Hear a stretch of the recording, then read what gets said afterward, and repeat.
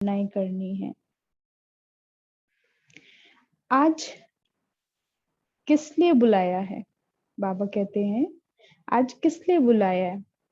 फिर मैसेज भेजा था, बाबा को बुलाने के लिए संदेशी गई, तो बाबा प्रश्न करते हैं आज किस लिए बुलाया है? तो उत्तर दिया बच्चों ने बल भरने के लिए। फिर बाबा कहते हैं बल भरने के लिए बुलाया है, तो किस बात की निर्बलता समझती हो? बल भरने के लिए बुलाया है, यानी कि कहीं ना कहीं कोई निर्बलता है।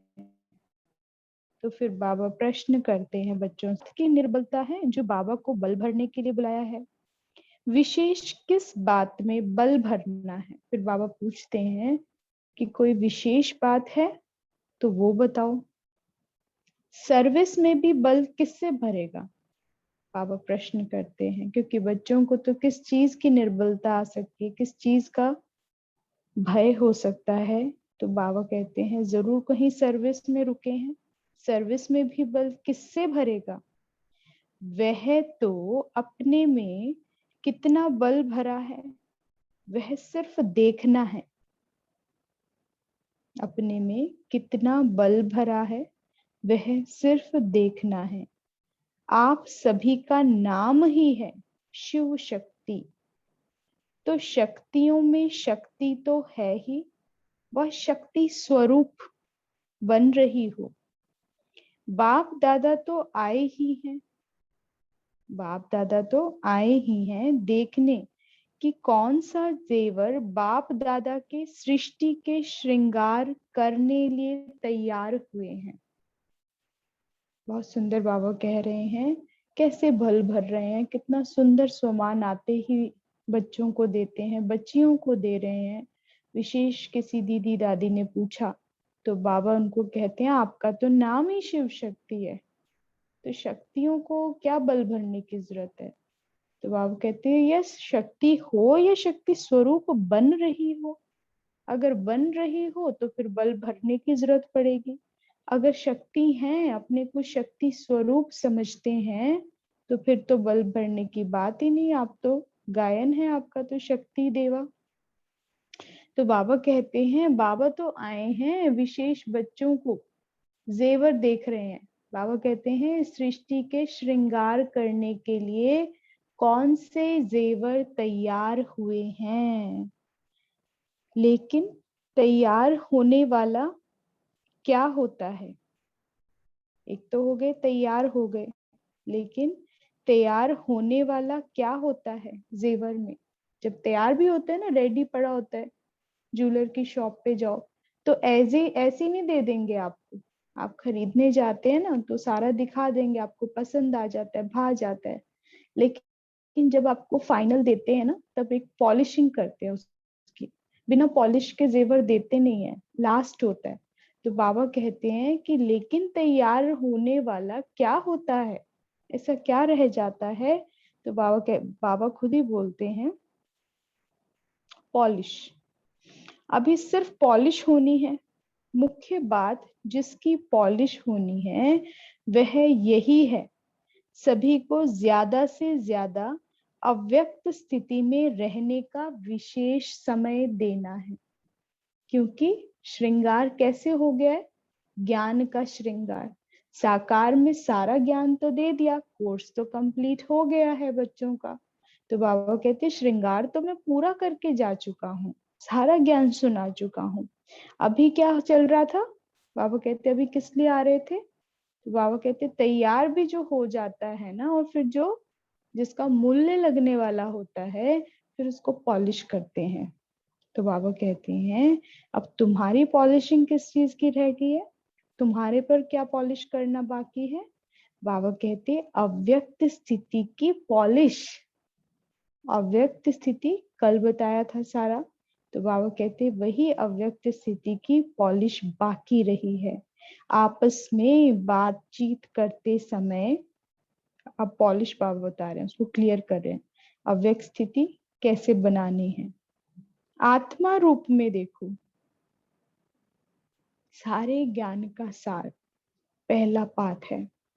मैं आत्मा और आत्मिक स्थिति में स्थित होकर सामने वाले को आत्मा देखना, यही पुरुषार्थ है, यही पॉलिश है। बाबा कहते हैं शरीर में होते हुए भी आत्मा को देखो, शरीर में होते हुए भी आत्मा को देखो। यह पहला पाठ है, इसकी ही आवश्यकता है। पहले पर ही वापस आना है। सारा सिलेबस कंप्लीट हो गया, लेकिन सार मुख्य बात क्या है? पहला पाठ। तो बाबा कहते हैं इसकी ही आवश्यकता है।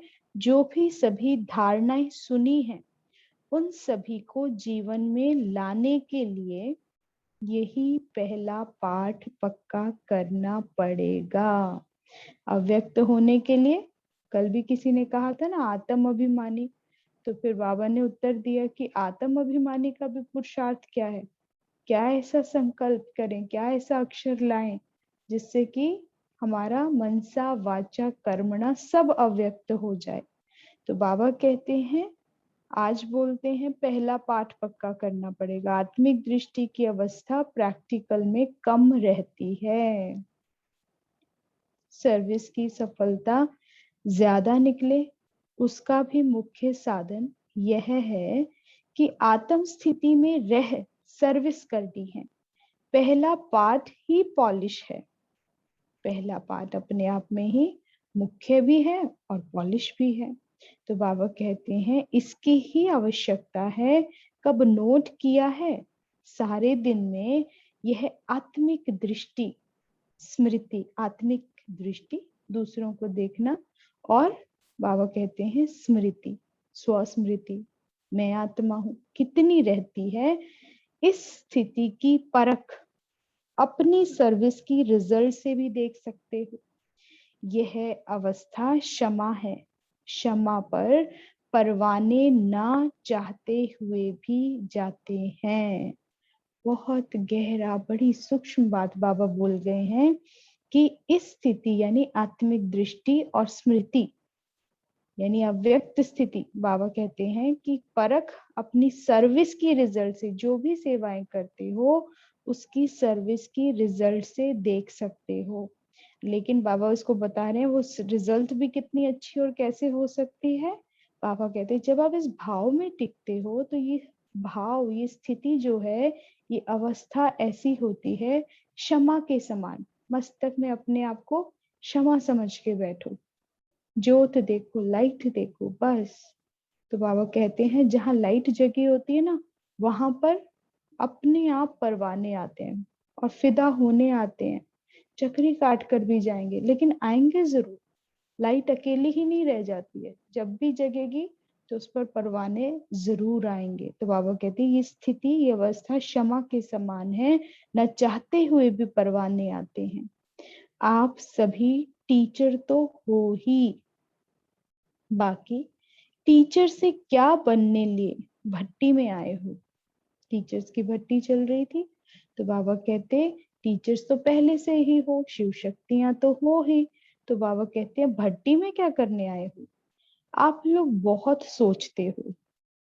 बाबा ने जो भट्टी का रिजल्ट देखा, भट्टी की सारी विधि देखी, तो उससे देखकर बाबा कहते हैं आप लोग बहुत सोचते हो परंतु है बहुत सहज। बाबा ने कोई विस्तार देख लिया भट्टी के अंदर, करना क्या था प्रैक्टिस?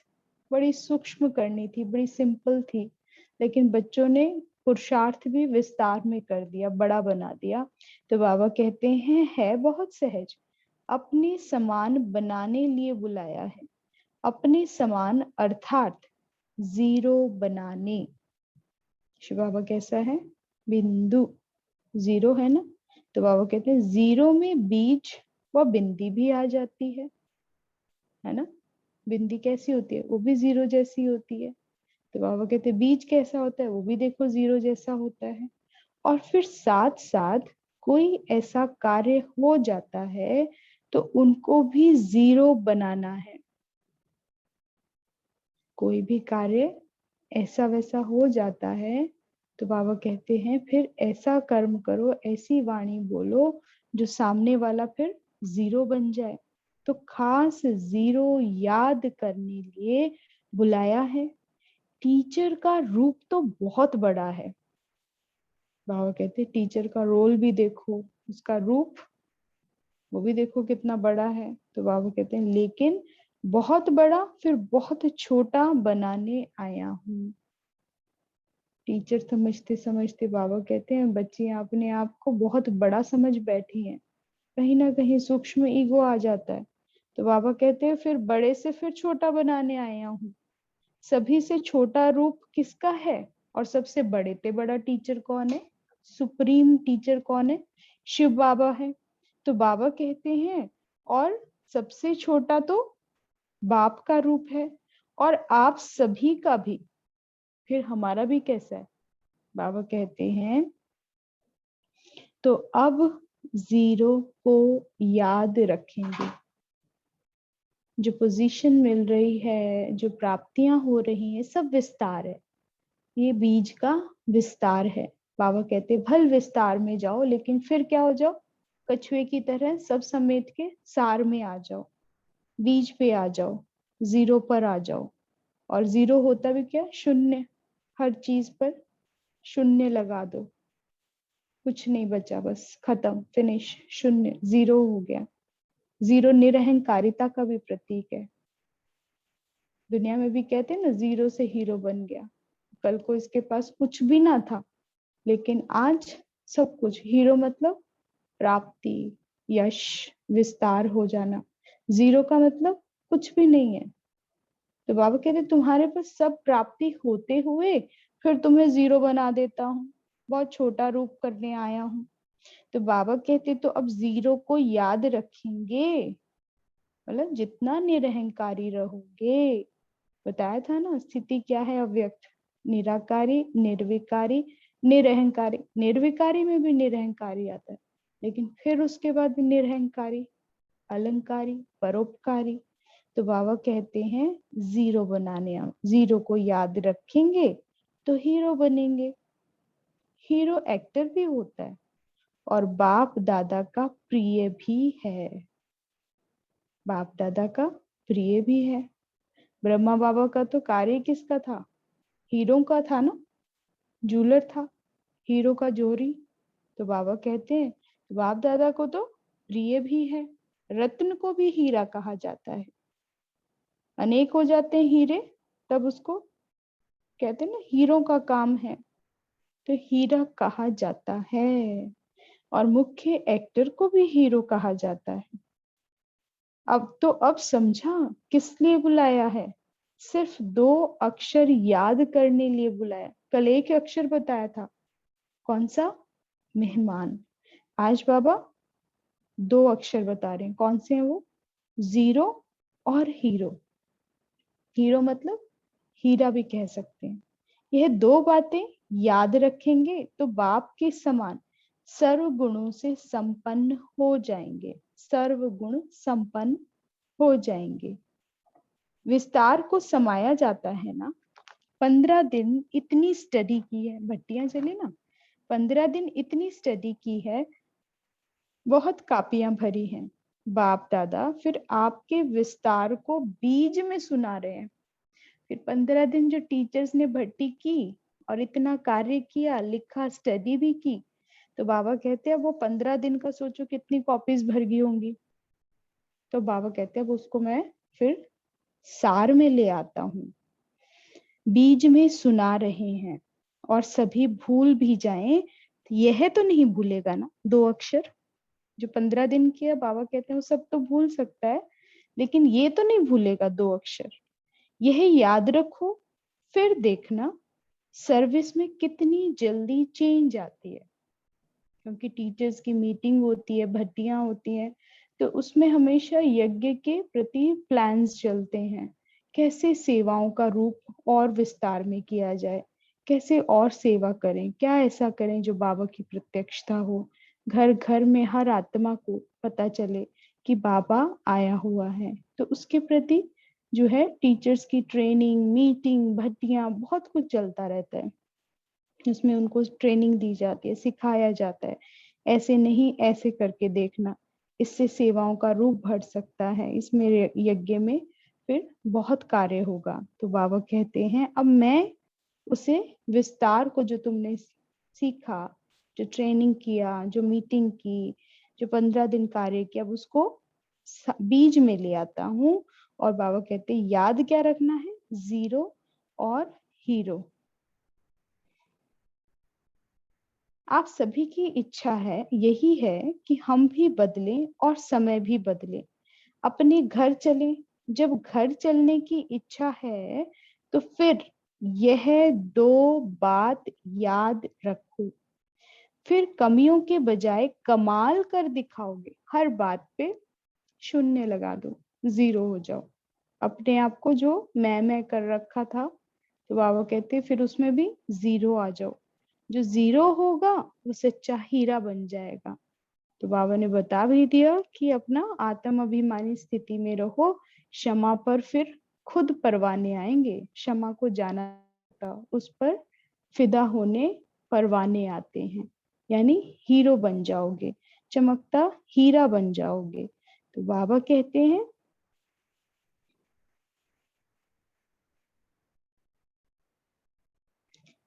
जीरो में कोई बात ही नहीं होती, कोई पिछले संस्कार ही नहीं, कोई बात ही नहीं है। हर बात में भी क्या हो गए, शून्य हो गए। फिर संस्कार काहे के रहे, वो भी शून्य। कुछ भी तो नहीं रहा, तन नहीं रहा, मन नहीं रहा, धन नहीं रहा, हर चीज में क्या, जीरो समझना है। तो बाबा कहते हैं यहाँ छोड़ने भी आए हो। राबू जाते हैं ना, संकल्प करके प्रतिज्ञा करके आते हैं, अब बाबा कानों को हाथ लगाते हैं, अब नहीं करेंगे, अब ये रिपीट नहीं होगा। वही संस्कार को छोड़ने जाते हैं। तो बाबा कहते हैं छोड़ चले हो वह थोड़ा साथ में भी ले जाएंगे। बाबा बच्चों से पूछता है यहाँ छोड़ने भी आए हो तो फिर अच्छी तरह से जो कुछ है वो छोड़ना था, वह छोड़ चले हो वह थोड़ा साथ में भी ले जाएंगे। क्या छोड़ा है और कितने तक छोड़ा है, जो छोड़ने के लिए जो भी प्रतिज्ञा की, जिस भी संस्कार को, तो बाबा कहते साथ मत ले जाना, चेक कर लेना कितना छोड़ा है और अभी भी कितना पकड़ा हुआ है। थोड़े समय के लिए छोड़ा है वह सदा के लिए छोड़ा है, यह भी देखना है। संगठन की शक्ति में छोड़ दिया है, वह स्वयं की शक्ति से छोड़ा है।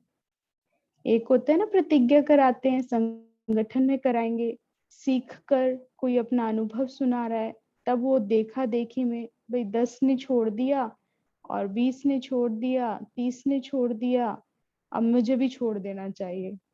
ये संकल्प था, ये भावना थी, या खुद से स्वयं की शक्ति से छोड़ा है। अपनी चेकिंग थी, अपनी कमी पता होती है और फिर खुद से छोड़कर आए हो। तो बाबा कहते हैं जब भी जो छोड़ा है वह सदा काल के लिए हो।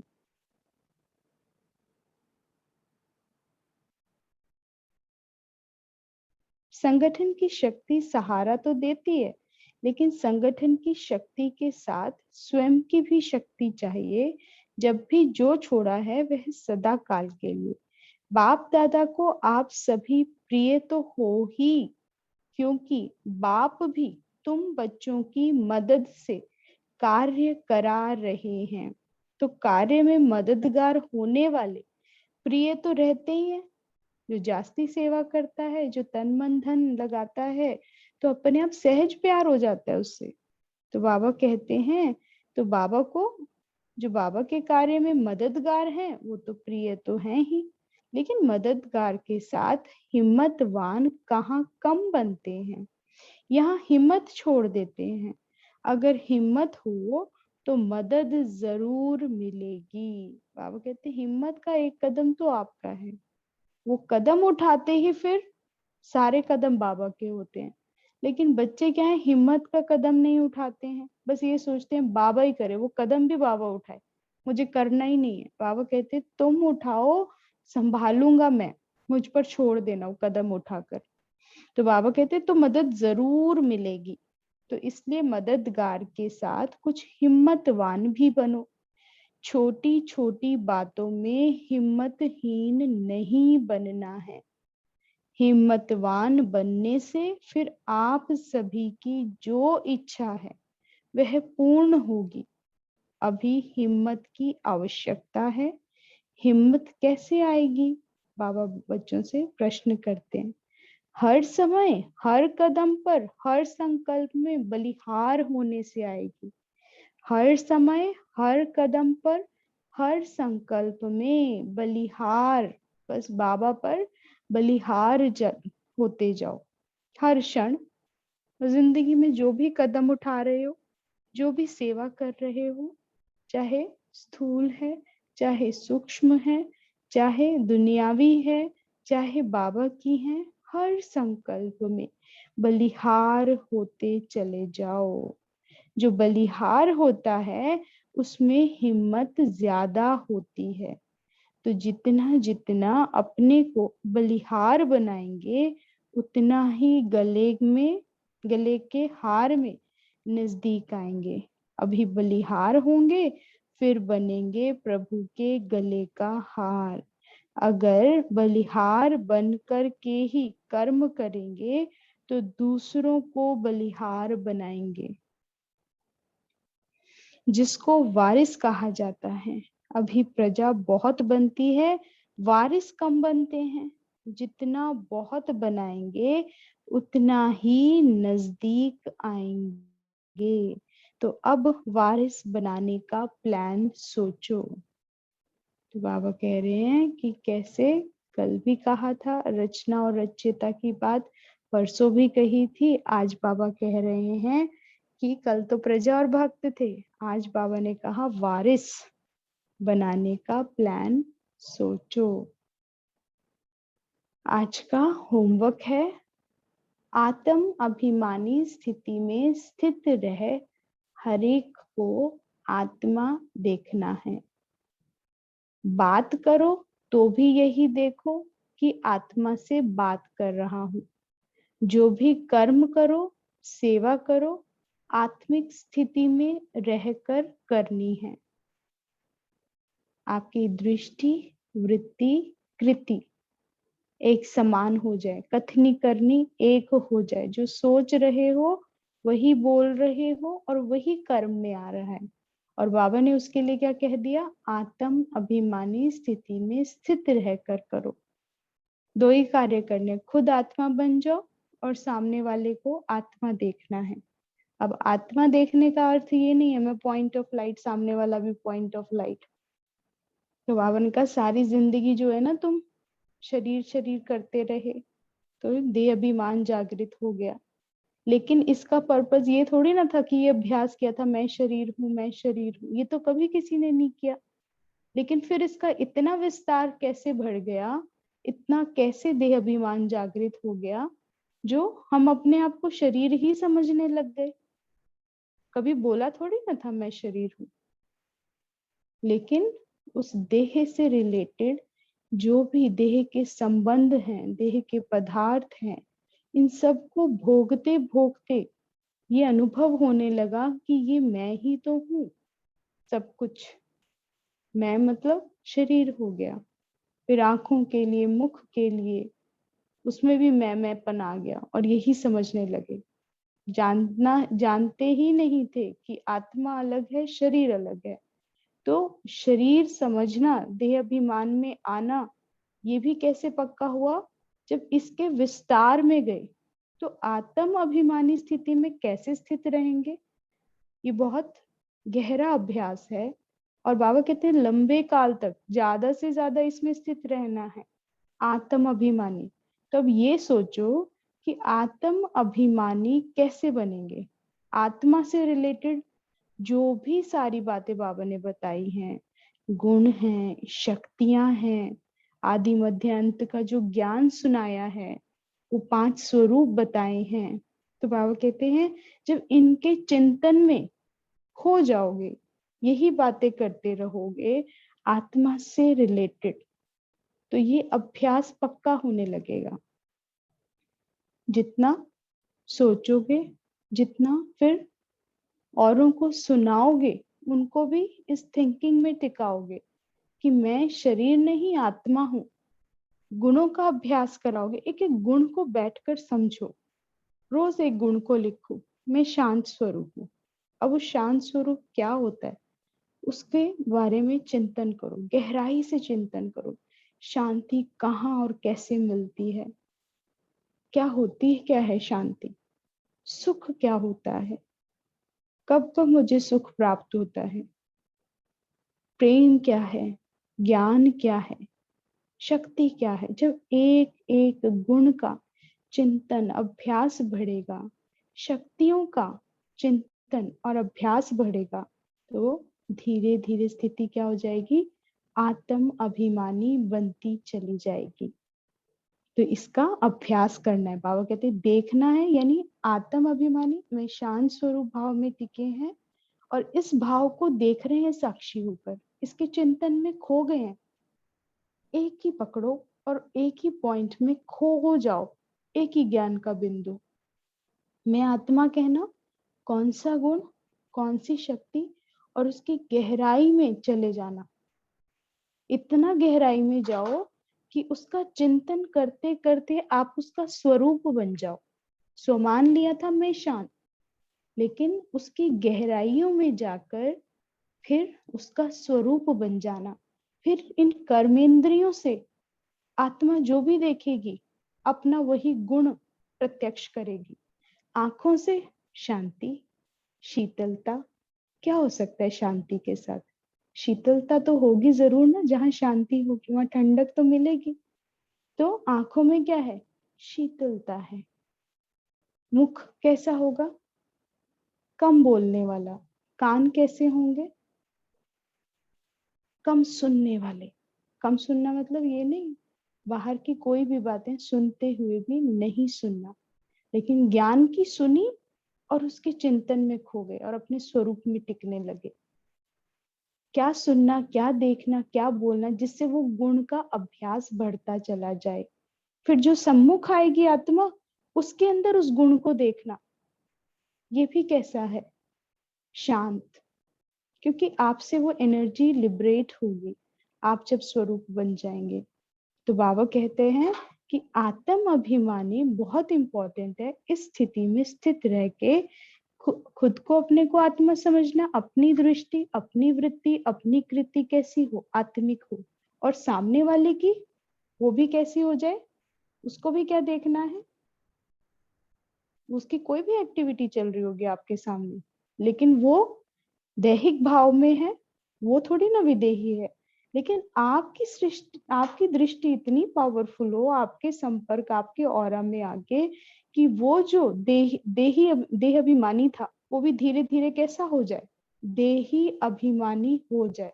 वैसे शांत आया था, क्रोधित, बहुत लड़ना झगड़ना इस भाव में आया था, लेकिन जैसे ही आपके पास आया, सम्मुख आया, उसका क्रोध धीरे धीरे शांत। यानी आपने किस भाव में देखा उसको, शांति के भाव में देख रहे हैं उसको, आत्मिक भाव में देख रहे हैं, अपने समान देख रहे हैं। जैसा मैं शांत स्वरूप, ये भी शांत स्वरूप। तो धीरे धीरे वो भी उस अवस्था को प्राप्त होने लगेगा और वो भी अद्भुत मानेगा कि मैं इतना क्रोधित था लेकिन मैं कैसे शांत हो गया। तो बाबा कहते हैं सबसे बड़ी सेवा भी है और ये आपको बहुत ऊंचा और आगे ले जाएगी अवस्था। आज बाबा ने दो शब्द कह दिए, जीरो और हीरो। तो आज का सम्मान क्या लेंगे, मैं आत्मा हीरा। कहा, मस्तक में, मैं आत्मा हीरा, चमकता, फ्लॉलेस, जिसपे कोई दाग नहीं है। फ्लॉलेस हीरे की कदर होती है, उसका मूल्य लगता है। तो बाबा कहते हैं मैं आत्मा हीरा, और फिर उसी भाव में एक्ट करनी है। तो क्या वो एक्ट कैसी हो जाएगी, लोग क्या कहेंगे, हीरो पार्ट धारिये। मैं आत्मा हीरा, हीरो एक्टर पार्टधारी, हीरो एक्टर हूँ, बस ये इस भाव में हर कर्मेंद्री कैसी हो जाएगी जब आप फ्लोलेस हीरा बन के बैठोगे। फ्लोलेस हीरा क्या होता है, सारे कलर्स को एब्जॉर्ब करके रिफ्लेक्ट भी क्या करता है, सतरंगी प्रकाश निकलता है ना। उसको प्रिज्म को कहीं पर भी रखोगे, उस हीरे को कहीं रखोगे, तो उससे जो लाइट के सामने रखोगे 7 कलर्स निकलेंगे। तो ऐसे ही आप भी जब ज्ञान सूर्य को हमेशा आगे रखो, जैसे ही उसकी लाइट आपसे आप पर आएगी तो 7 डिवाइन वर्च्यूज सत्व गुण आपसे रिफ्लेक्ट होने लगेगा। में सुख, शांत, प्रेम, सुख, ज्ञान, शक्ति और कौन सा रह गया, पवित्रता। तो बाबा कहते हैं ये सत्व गुण प्रत्यक्ष होने लगेगा। एक को आगे रखो, और जो एक के आगे 0 लगाता चला जाता है वो फिर हीरो बन जाता है, मूल्यवान हो जाता है। थे 0 बन के बैठे थे, शिव बाबा एक है, उस एक को आगे रखो।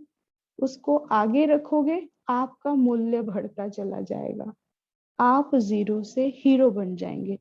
लेकिन कुछ मिसअंडरस्टैंड कर लेते हैं, हीरो बनना है, बहुत सेवा करनी है, बहुत आगे जाना है, बढ़ चढ़ के हस्तक्षेप करने लगते हैं। और उस हस्तक्षेप में क्या होता है, ज्यादा के चक्कर में रॉन्ग एक्ट्स हो जाते हैं। बाबा कहते हैं क्षमा बनकर बैठो, परवाने अपने आप आएंगे, सेवाएं तो आपके द्वारा होने लगेंगी।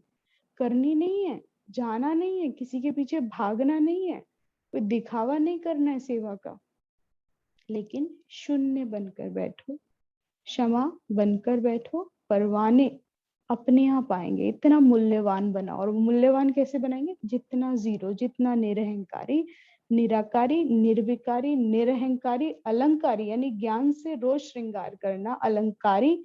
और फिर वही क्या है, जो स्टॉक इकट्ठा, जो खजाना ज्ञान गुण शक्तियां अपने में धारण करोगे, फिर उसे विस्तृत करना, परोपकारी, सबके सहयोगी, सबके लिए मददगार। जितना मददगार परोपकारी बनोगे, अव्यक्त स्थिति अपने आप आती चली जाएगी, अव्यक्त फरिश्ता बन ही जाएंगे। ओम शांति शांति शांति। अब बाबा की याद में बैठो, हीरा बनकर, फ्लॉलेस हीरा जिसपे कोई दाग नहीं है किसी भी तरह का।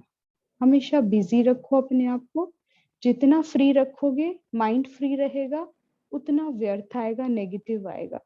जितना अपने आप को बिजी कर दोगे, एक कर्म के बाद दूसरा, दूसरे के बाद तीसरा, बिना बात का फालतू का आराम नहीं करना। सो रहे हैं, सोते चले जा रहे हैं, रात में भी सो रहे हैं, दिन में भी सो रहे हैं, मुरली रिवाइज ही नहीं कर रहे हैं, टाइम ही नहीं है। और फिर कोई गेस्ट आ जाएगा, फोन आ जाएगा तो सब कर लेंगे, लेकिन फिर चिंतन कहाँ गया, ज्ञान कहाँ गया, योग कहाँ गया। फिर कहेंगे व्यर्थ चलता है, स्थिति नहीं आती, स्वमान नहीं रख पाते हैं अपना, स्टेबिलिटी नहीं है स्वमान में। क्यों नहीं है, क्योंकि लीकेज हो रही है। और लीकेज क्यों हो रही है, वेस्ट क्यों आ रहा है, क्योंकि समय नष्ट कर रहे हैं, समय की कदर नहीं है। अपने आप को बिजी रखो, बिजी रखेंगे तो इजी रहेंगे, और जितना इजी रहोगे उतना फिर सेवाएं होंगी। लेकिन फ्री और इजी में अंतर है। फ्री रखेंगे, टाइम वेस्ट करेंगे तो वेस्ट इकट्ठा हो रहा है, आपका स्टॉक क्या होगा, वेस्टेज का हो जाएगा।